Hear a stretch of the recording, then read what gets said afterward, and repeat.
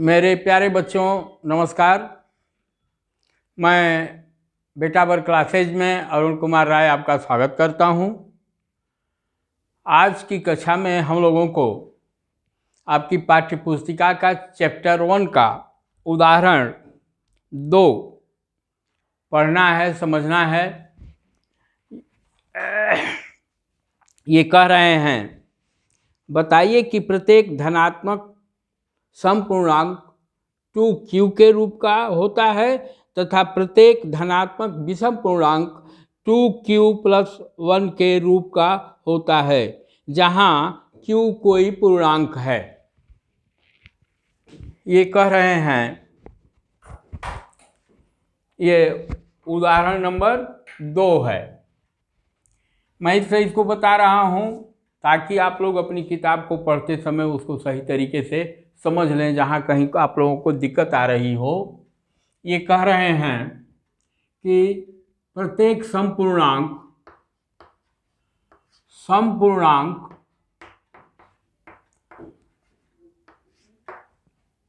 2q के रूप का होता है एवं विषम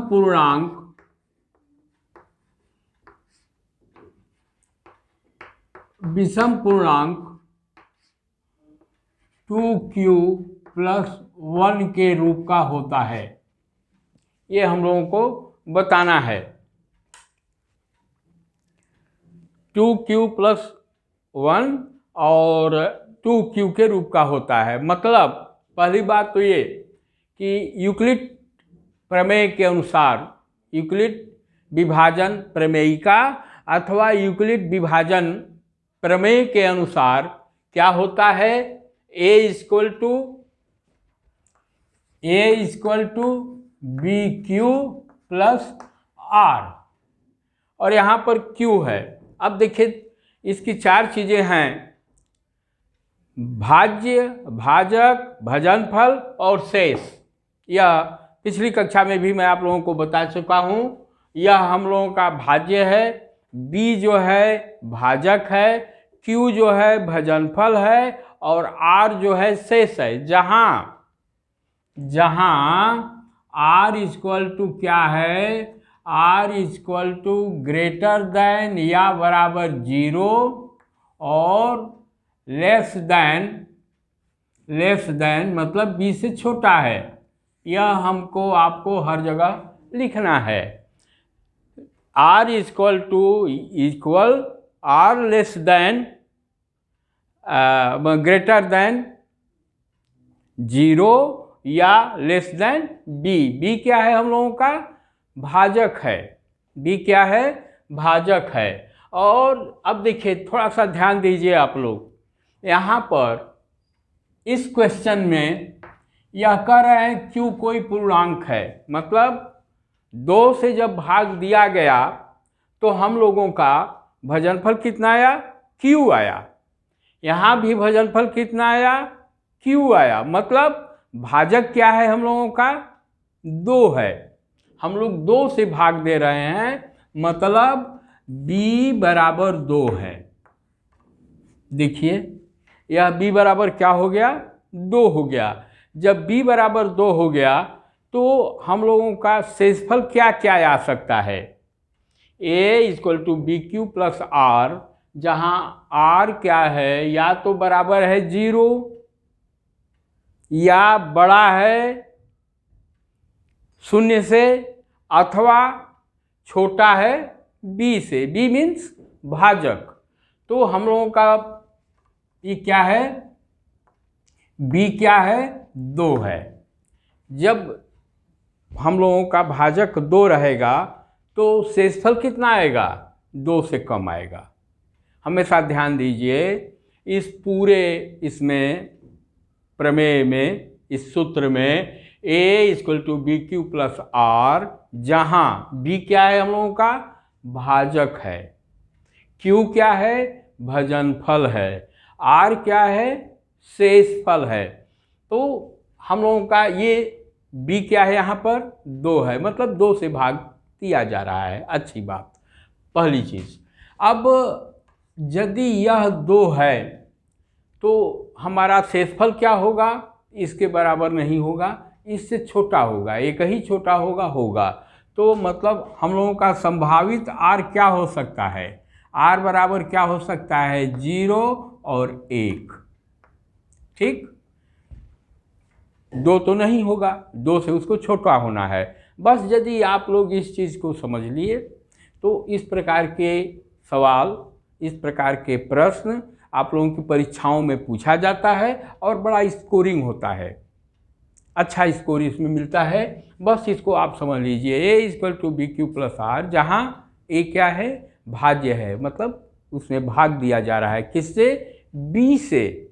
b हमारा भाजक है, q हमारा क्या है, भजनफल है, और r क्या है, शेषफल है। और यह r क्या होगा, जैसे जैसे हम लोग भाग देते हैं, कभी कभी क्या आता है, शेषफल 0 आता है। जैसे मान लीजिए यह 20 है, 20 में हम लोग 5 से भाग दें तो क्या होगा, 4 बार जाएगा, 20 चौके 5 चौके 20, ये क्या आ गया, 0 0। आर क्या आ गया हम लोगों का, 0।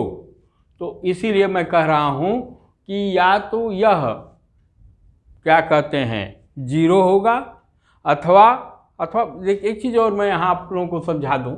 मान लीजिए 2 से ही लेकर चलते हैं, और यह मान लीजिए 20 है और इसमें हम लोग 2 से भाग दे रहे हैं तो 10 बार जाएगा, यह 0 आ गया। लेकिन यदि यह 21 हो, यह 21 हो, तब कितनी बार जाएगा, 2 एकम 2, 2 एकम 2, ये एक बार गया, फिर 1 उतरा, 1 में नहीं जाएगा, यहाँ पर 0 हो जाएगा। अब हमारा शेषफल कितना बचा, 1 बचा, 2 दहियम 20, यहाँ देखिए क्या हुआ, शेषफल हमारा क्या आ गया, 1 आ गया। यदि यही 22 रहता तो पूरा चला जाता, तब हमारा क्या आता, शेषफल 0 आता।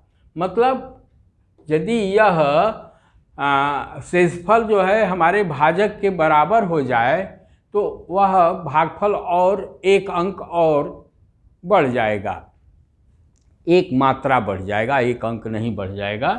तो यह हमारा r जो है 0 हो गया, और क्या हो गया, 1 हो गया, 0 हो गया और 1 हो गया। मैं उम्मीद करता हूँ यह आप लोगों को क्लियर हो गया होगा। अब देखिए, यदि कई चरण है इसके, मैं स्टेप फर्स्ट ले रहा हूँ। स्टेप फर्स्ट क्या है, यदि r = 0, यहाँ पर r क्या है, 0 है, तो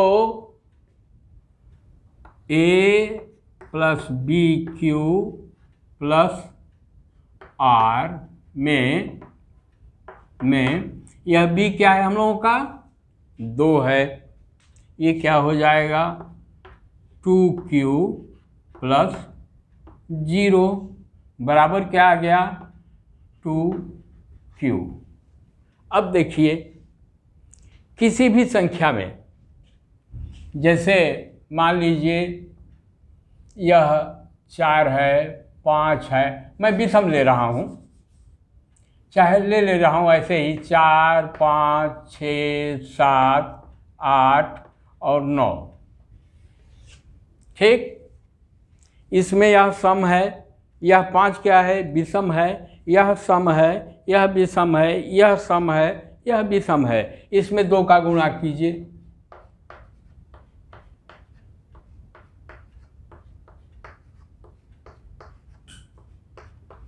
ये क्या होगा, 4 दूना के 8, फिर ये 2 5 10, 6 दूना के 12, 7 दूना के 14, 8 दूना के 16 और 9 दूना के 18।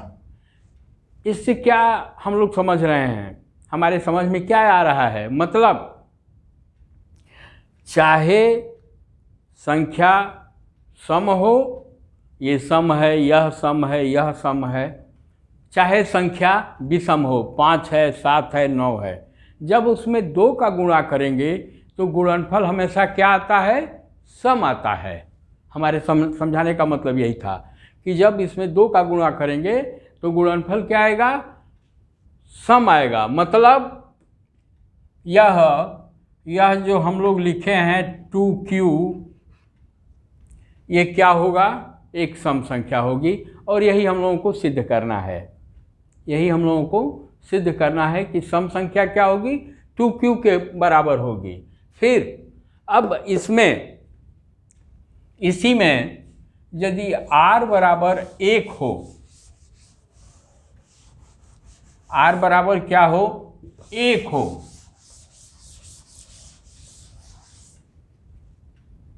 r बराबर 1 हो तो क्या हो जाएगा?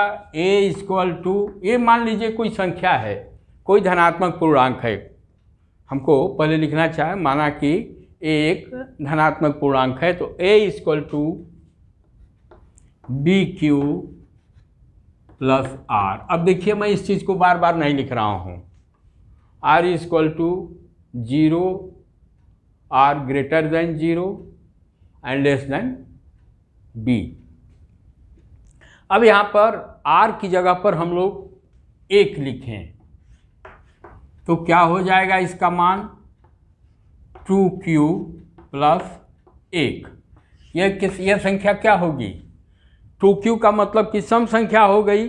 सम संख्या में यदि आप 1 जोड़ देंगे तो क्या हो जाएगी? वह संख्या विषम हो जाएगी। कोई भी सम संख्या हो, चाहे कितना ही बड़ी हो, सम संख्या चाहे कितना ही बड़ी हो, जब उसमें हम लोग 1 जोड़ेंगे तो वह क्या हो जाएगी? विषम हो जाएगी। तो वहाँ पर r इक्वल टू 0 रखने पर वह सम संख्या हो गई और यह जो है विषम संख्या हो गई। मतलब कोई भी विषम संख्या 2q प्लस 1 के रूप का होगा। अब अगला देखा जाए क्या है उदाहरण आपका।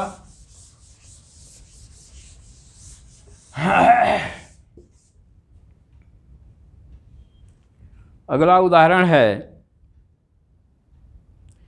दर्शाइए कि एक धनात्मक विषम पूर्णांक 4q प्लस 1 या 4q प्लस 3 के रूप का होता है जहाँ q एक पूर्णांक है। मतलब 4q प्लस 1 या 4q प्लस 3 के रूप का होता है। मतलब यहाँ पर यह 4 से उसमें भाग दिया जा रहा है। मतलब b क्या हो गया? यहाँ पर 4 हो गया।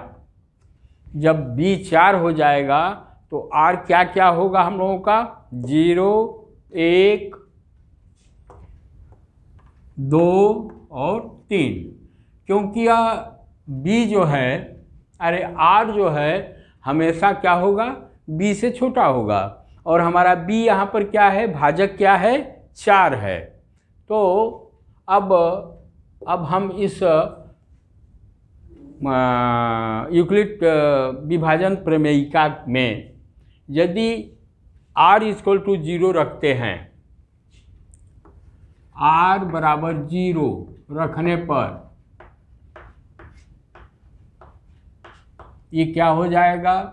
a इक्वल टू, a जो है क्या है? हमेशा ध्यान रखिए, यह एक हम लोग धनात्मक पूर्णांक माने हैं। a को हम लोग क्या माने हैं? धनात्मक पूर्णांक माना गया है। तो ये क्या हो जाएगा? 4q, क्योंकि 4 से भाग दिया जा रहा है तो ये क्या हो जाएगा? 4q प्लस 0 बराबर ये क्या हो गया? 4q के बराबर हो गया। यह हमको हाँ, यह क्या हो जाएगा? एक सम संख्या हो जाएगी, क्योंकि 2, 4, 6, 8 ये सम संख्याओं से किसी भी विषम संख्या चाहे सम संख्या में गुणा करेंगे तो सम संख्या मिलेगी। तो ये क्या हो गई? यह सम संख्या हो गई। चलिए फिर r इक्वल टू 1 रखने पर, r इक्वल टू 1 रखने पर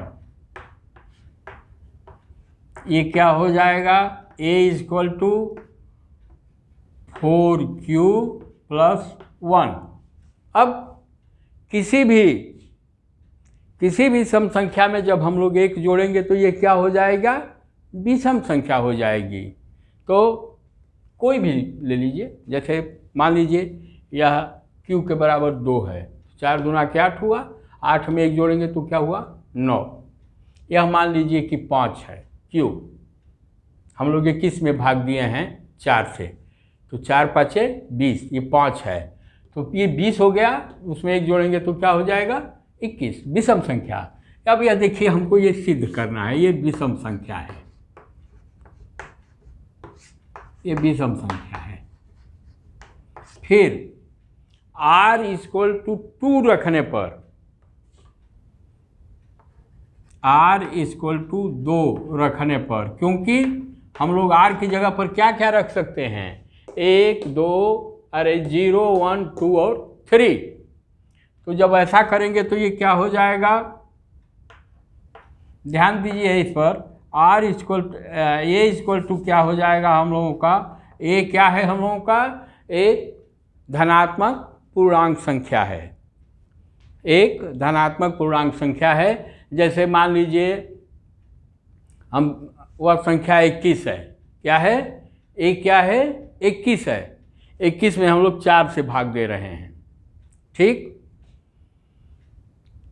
उसको 22 मान लीजिए, क्योंकि एक वाला तो हम लोग सिद्ध कर लिए हैं 22। a इक्वल टू 22 हम ले लेते हैं, a इक्वल टू क्या है 22 है, उसमें 4 से भाग दीजिए तो क्या हो जाएगा, 4 5 20, ये 5 हो गया और ये शेष बचा 2। तो q क्या हो जाएगा, यहाँ 5 हो जाएगा, a क्या हो जाएगा 22 हो जाएगा और शेष कितना होगा ये 2, r की जगह पर 2 आ जाएगा।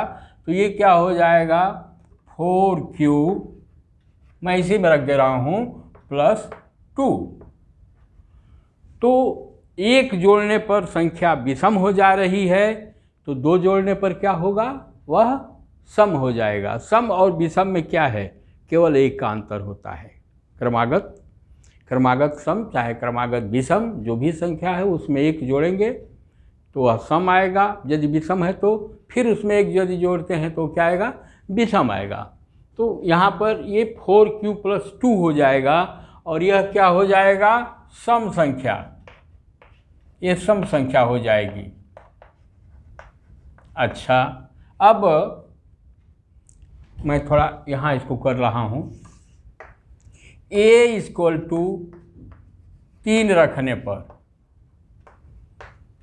ध्यान दीजिए a का मान क्या है, हम लोग 0 रख लिए, ये 1 रख लिए, 2 रख लिए और 3 रखने पर, तो a इक्वल टू क्या हो जाएगा 4q और r की जगह पर क्या, r की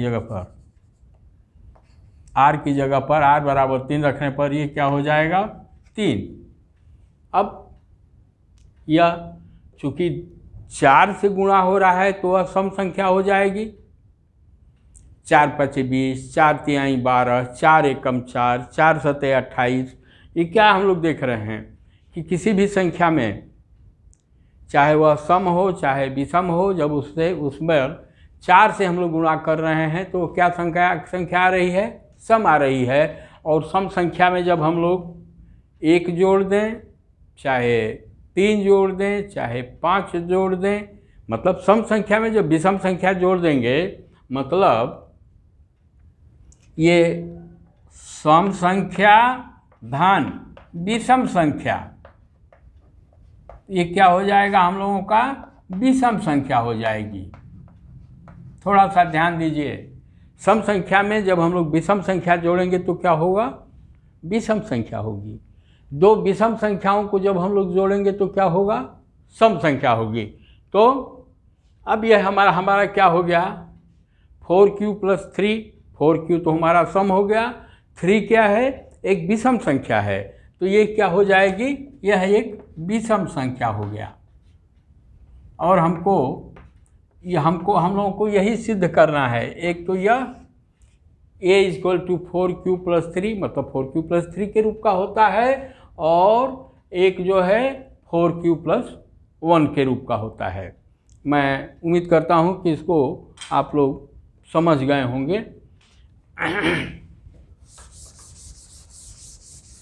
अब अगला उदाहरण देखा जाए क्या है।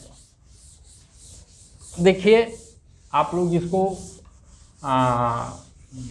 रिकॉर्डिंग को आगे पीछे करके कई बार किताब को पढ़ते हुए समझिए, और एक बार यदि आप समझ गए तो फिर हमेशा हमेशा के लिए आप इसके मास्टर बन जाएंगे। बहुत सरल है।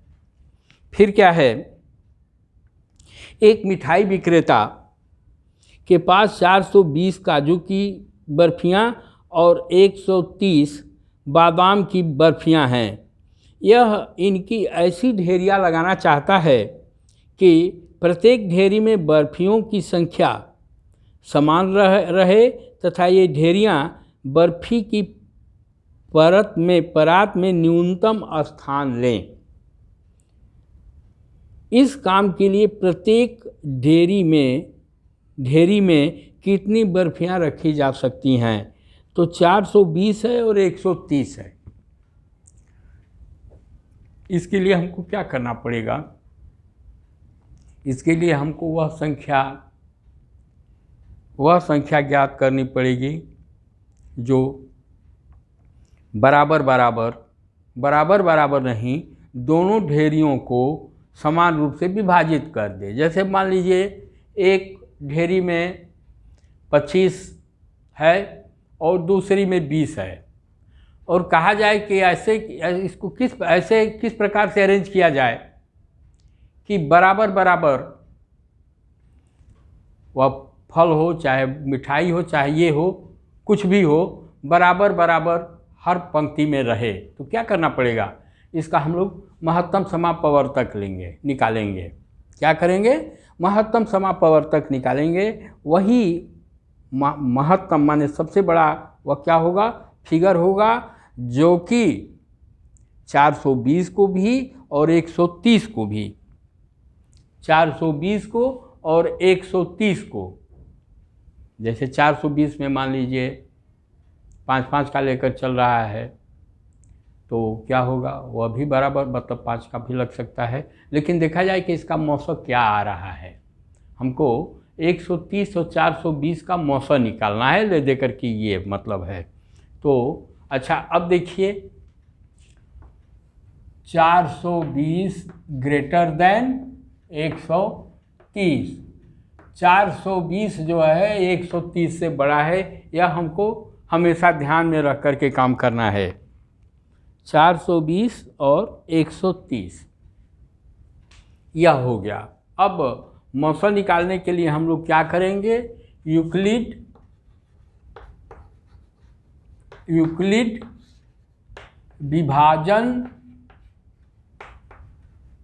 प्रमेयिका अथवा प्रमेय, विभाजन प्रमेय से 420 बड़ा है, और हम लोग क्या करते हैं? A = BQ + R करते हैं। तो अब यहाँ पर क्या करेंगे? 420 बराबर क्या होगा? अभी देखिए 130 से उसमें भाग देंगे, कितनी बार जा रहा है ये देखा जाए। तो 420 में 130 का भाग देंगे तो क्या हो जाएगा? 13 दूना के 26, 13 तियां 39, 3 बार जाएगा, है ना? 13 तियां 39, 390 होगा, 3 बार जाएगा। शेषफल कितना बचेगा हम लोगों का? 20 में से 90 घटा देंगे, 30 आएगा। तो यहाँ पर हम लोग क्या करेंगे? 130 गुणते 3, और R कितना आ गया हम लोगों का? 30 आ गया। यह प्रथम चरण है। यूक्लिड विभाजन प्रमेयिका का यह प्रथम चरण है। लिखेंगे तब ठीक, नहीं लिखेंगे तब ठीक। यह प्रथम चरण है। फिर द्वितीय चरण में क्या होगा, हमको r को क्या लाना है, 0 लाना है। ये अब इसमें क्या होगा, हम लोग इसको लेंगे और इसको लेंगे, तो ये क्या हो जाएगा, 130 बराबर 30 गुणते कितनी बार भाग जाएगा, 3 चौके 12, 4 बार जाएगा, 120 होगा, धन 130 में से 120 घटाएंगे तो कितना बचेगा, 10 बचेगा। देख लीजिए, यह 130 में हम लोग भाग दे रहे हैं 30 का, ये कितनी बार गया, 4 बार गया। 120 और यहाँ पर घटाएंगे तो क्या बचेगा, 10, तो रेस्ट क्या हो गया हम लोगों का, 10 हो गया, 10 बच गया, शेषफल 10 आया। अब तृतीय चरण देखिए, लिखेंगे तब, नहीं लिखेंगे तब, कोई फर्क नहीं पड़ने वाला है। तृतीय चरण में अब हम लोग 30 को लेंगे और 10 को लेंगे, तो 30 बराबर क्या हो जाएगा, 3 10 गुणते 3 धन 0, 10 तिहाई 30, मतलब इसका और इसका हाईएस्ट महत्तम समापवर्तक क्या हुआ, 10 हुआ। HCF क्या हुआ, अतः इन दोनों का 420 130 का HCF कितना हो जाएगा, 10। अतः वह दुकानदार 10-10 की ढेरियों में 10-10 की ढेरियों का 10-10 मिठाइयों का एक ढेरी बनाएगा, वह हर पंक्ति में 10-10 मिठाई रखेगा। तो मैं उम्मीद करता हूँ कि यह देखिए, ये अब हम लोगों का हो गया। फिर नेक्स्ट जो है प्रश्नावली है, उसको हम लोग हल करेंगे, तो अगले क्लास में हल करेंगे।